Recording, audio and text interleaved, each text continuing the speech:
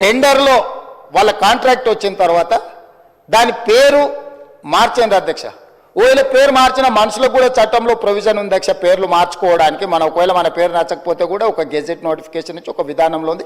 Companies యాక్ట్లో కూడా ఒకవేళ సేమ్ కంపెనీ ఒకవేళ పేరు మార్చుకున్నా తప్పలేదు అధ్యక్ష, పేరు మార్చుకోవచ్చు. ఇక్కడ పేరు మార్చుకున్నది అధ్యక్ష, పేరు మార్చుకున్నాకనే తతంగం మొదలైంది అధ్యక్ష.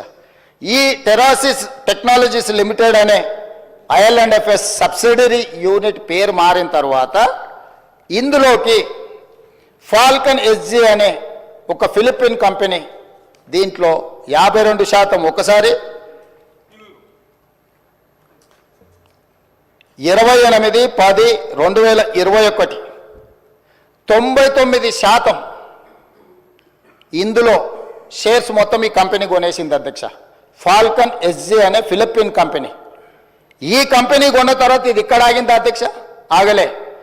ఈ ఫాల్కన్ SG కంపెనీ నుంచి ఫాల్కన్ ఇన్వెస్ట్మెంట్స్ అనే కంపెనీ సింగపూర్ కంపెనీ ఇందులోకి వచ్చింది అధ్యక్ష.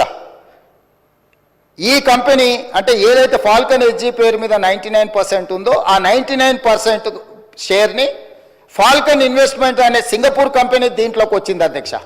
1% మిగిలిపోయింది కదా అధ్యక్ష. ఆ 1% గాదే శ్రీధర్ రాజు ఎవరైతే ఉన్నారో ఆ 1% అతను కొన్నాడు అధ్యక్ష. 1% ఈ కంపెనీలో షేర్ కొన్న గాదే శ్రీధర్ రాజు ఈ కంపెనీకి CEOగా మారిండు అధ్యక్ష.